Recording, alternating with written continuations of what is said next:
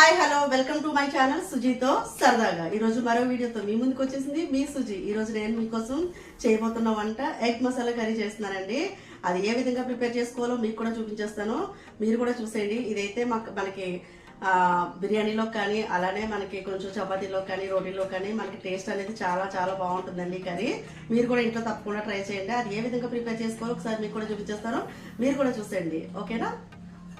కాజు egg masala curry prepare చేయాలంటే మనం ముందుగా స్టవ్ వెలిగించుకోవాలండి. స్టవ్ వెలిగించుకుని కడాయి పెట్టుకుందాం. అలానే ఆయిల్ కూడా వేసుకుందాం అండి.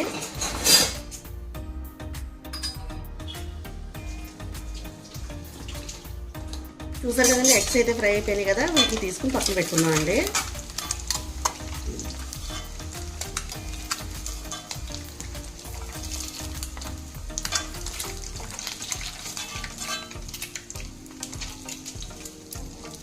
చూసారు కదా, వీటిని తీసుకుని పక్కన పెట్టుకొని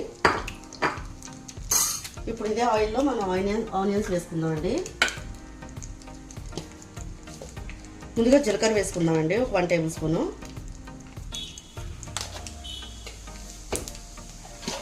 అలానే ఒక ఇలాచీ కూడా వేస్తున్నానండి. ఇప్పుడు ఆనియన్స్ కూడా వేస్తున్నానండి, ఒక 1 కప్పు.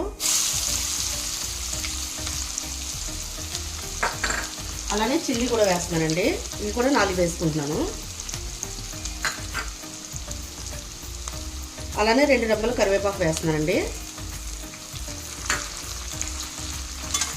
ఇవి వేసుకొని ఫ్రై చేసుకోవాలి ఒక 2 మినిట్స్. ఆనియన్స్ ఫ్రై అవ్వడానికి ఒక 2 మినిట్స్ టైం పడుతుంది కదండి. మనం ఈ లోపు టమాటా ప్యూరింగ్ చేసుకుందామండి. నేను టమాటాలని ఒక 3 టమాటాలు తీసుకున్నానండి, పెద్ద సైజు 3 టమాటాలు తీసుకుని నేను మిక్సీ జార్లో వేసుకుంటున్నాను. అలానే ఒక 10 జీడిపప్పులు అండి, ఒక 10 పలుకులు తీసుకున్నాను జీడిపప్పు. ఇది కూడా నేను మిక్సీ జార్లో వేసుకుంటానండి. దీన్ని ఇప్పుడు మెత్తగా పేస్ట్లా చేసుకుందాం. సరే మూత తీసి చూసుకుందామండి.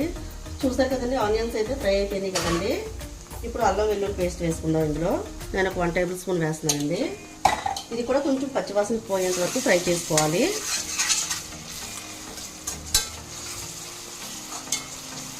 చూసారు కదండి, ఇప్పుడు నేను ముందుగా పేస్ట్ చేసి పెట్టుకున్నాను కదండి కాజు అలానే టమాటా, ఈ ప్యూరీ కూడా ఇందులో వేసేసుకుందామండి. టమాటా ప్యూరీ కూడా ఇందులో వేసేసుకుందాం. ఇది కూడా కొంచెం ఫ్రై అవనివ్వాలండి. ఈ టమాటా ప్యూరీ కూడా ఒక 5 మినిట్స్ టైం పడుతుందండి ఫ్రై అవ్వడానికి. మనం ఒక్కసారి మూత పెట్టుకుందామండి.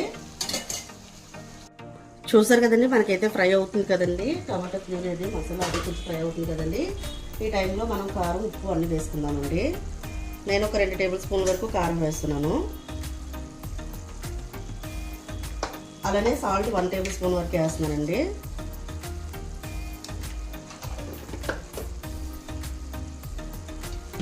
అలానే గరం మసాలా పౌడర్ కూడా 1 టేబుల్ స్పూన్ వేస్తున్నానండి.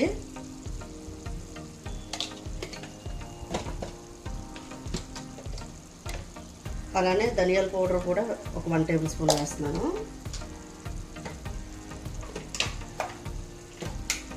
పసుపు కూడా ఒక 1/2 టేబుల్ స్పూన్ వేస్తున్నానండి. చూసారు కదండి, ఇవన్నీ వేసుకుని ఒకసారి కలిపేసుకుందాం.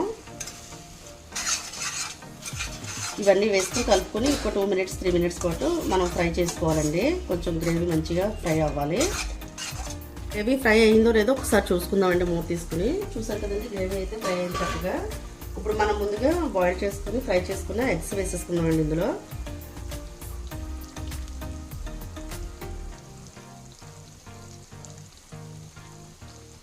చూసారు కదండి, ఇలా ఎగ్స్ వేసేసుకుని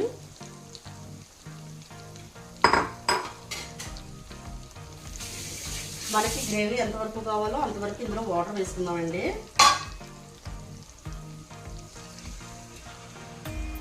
వాటర్ వేసుకుని ఒకసారి కలిపేసుకుందాం. కలిపేసుకుని ఒక 10 మినిట్స్ పాటు మనం ఉడకలిస్తే సరిపోతుందండి. ఎగ్స్ వేసుకున్న తర్వాత వాటర్ వేసుకుని ఏ విధంగా ప్రిపేర్ అయిందో చూసుకుందామండి. చూసారు కదండి, కర్రీ అయితే మనకు ఉడికిపోయిందనమాట. చక్కగా ఇప్పుడు మనం కొత్తిమీర వేసేసుకుందాం. ఫైనల్గా మనం కొత్తిమీర వేసేసుకుని కలిపేసుకుందామండి.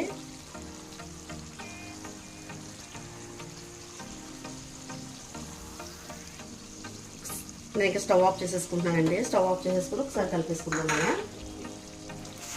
మనం ఇప్పుడు దీన్ని సర్వింగ్ బౌల్లో తీసేసుకుందామండి. చూసారు కదండి ఎంత బాగుందో కర్రీ అయితే. నేనైతే చాలా బాగా కుదిరిందండి నాకైతే కర్రీ.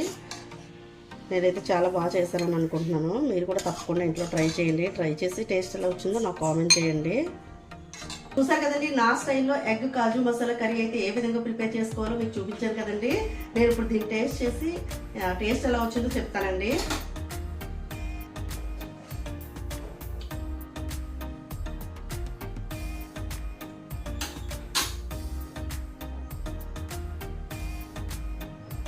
కర్రీ అయితే చాలా అంటే చాలా బాగుందండి. టేస్ట్ అయితే నాకు చాలా బాగా వచ్చింది. అలానే నేను చేసే విధానం కూడా చాలా బాగా కుదిరిందండి.